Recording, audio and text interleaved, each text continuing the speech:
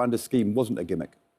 Well, it clearly was. It was a horrendous gimmick, and it was an expensive gimmick at that too. But I refuse to go down the path of viewing this as something inherently negative. Really? As in immigration Really? in the slightest bit. No, I don't. I think this presents an opportunity for us, and we should actually try and rethink this, because immigration is inherently, number one, a net positive for us. It's illegal. And number two, no, It's illegal. No, It's actually, illegal. They're crossing illegally. The law is just a set of words when people are desperate. No, it's but the law. Key thing is that, but the key It's thing the law. Yeah, but the law is just a set of words when people are desperate, I reiterate. But the key thing here is that for us, we have to find a way to make this work for us. Because the Britain that I live in, that all of us live in or so, we are all inherently very dependent on immigrants.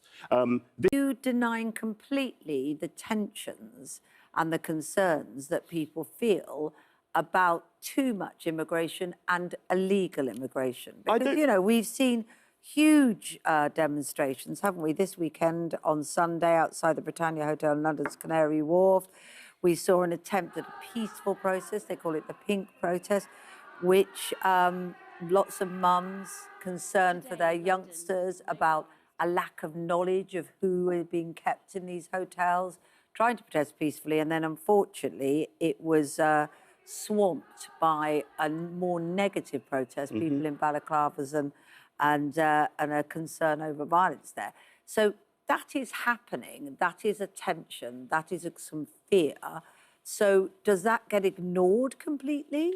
I don't think it should be ignored, but I also don't think it should be... So what should be done about it then? And what should be done about how we manage the numbers coming into our country, legally or otherwise? I don't think it should have been inflamed in the first place, because it has been inflamed. And I feel that what we are seeing here is a situation in which there's a lot of different interests are happening outside of the hotels that we're seeing around the country. There's, of course, people who might have concerns about immigration. And, of course, there's also an ethno-nationalist wing to this, too. The far right has been out there, too. Yeah. In terms of, now, to answer your question very directly, how do we actually respond to this? How do we make sure that how do we actually stop the boats? How do we stop making people take these risky routes? So, of course, there's the creation of safe routes to the UK, number one. And number two, there's also the element in which we work tooth and nail to stop being part of the root cause of the problem. Visa. Indeed. But people who claim they're coming to do a university course and then claim asylum, or people who come on a boat without a visa and then don't have their asylum claim stood up by the process, their asylum claim is rejected, they should go home. Yeah. They should leave. And they're here for years. And they're here for years. Well, they shouldn't be here for years. In the system. Well, they're here for years because there's been a massive backlog. Yeah, and they should be kicked out. They lose their... I'd stop the appeals. You lose, you're out. Are you sure that you want to say that the deal with the French to send people back is a bad thing? Say it again. Are you sure you want to say that the deal with the French, which has been years in the... It's better than nothing. But it is. But it's 50 a day is not enough. Do we know it's 50? Yeah, that's what everybody's saying, it'd be 50 a day. If it's more, great. But look, 25,000 so far this year. This is a constant illegal flow. It's causing huge pressure in communities up and down the country. Good I mean, Nels talks about the far right. Of course the far right get hold of these issues, but a lot of these people who are protesting are ordinary men and women who are seeing their communities completely changed, be out of all recognition, and they feel scared and anxious, and they don't want to be dubbed racist for saying it. And it's a big problem, and if the government has to get a grip with it, and they've shown no effort, no sign of it so far. We don't want people housed in hotels, do we, Nels, at vast expense, which I imagine is pretty also miserable for them. Yeah. Just being in a room with a load of other people, just waiting for it. So how do you address that?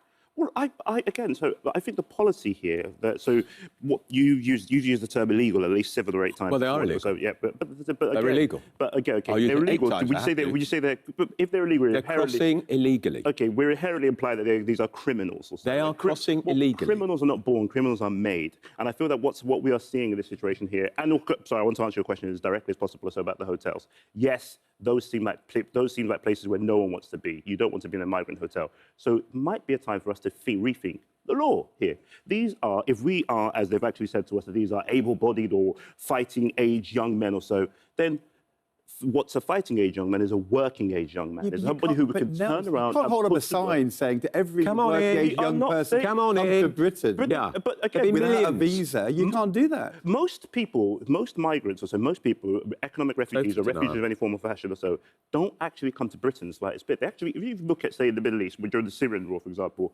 or what's gone on in, say, Palestine, amongst other places, most people migrated to Jordan or to Turkey. Yeah, we're talking or about the places like that. 25,000 That sounds like you're crossed here. arguing both ways, that Please. people don't want to come, but people do come. The No, I'm people trying that to- I'm are try- coming, and I know you're trying to give a balance, but people are coming, they're risking their lives on both. There's gangs making money out of it. There's people dying on the way here. That is a problem. And I wonder if people are going to hear what you're saying and think your answer to that problem is just to say, well, immigration isn't bad. Please. But how about Albania? Albania, I think, is the harder one for you. Yeah. We had a huge flow of young migrants from Albania 2 years ago. The government stepped in, did a deal with the Albanian government, and it stopped. People weren't coming from Albania because they were seeking refuge, and nor can we say that British policy caused the Albanian crisis. And whether you control the flow of migrants from Albania or not is in the government's hands, and the government, I think, was right to stop it. How do you respond to that one? Because that is not something you can say is like a Libya or a Syria where somehow we should have done something. I would say that Albania was atypical, as in it was not typical of what we're seeing in terms of migrant flows. Yes, Albania, there was a boom from there, and of course, it was clearly driven by economic opportunity, which again is not inherently a bad thing. All of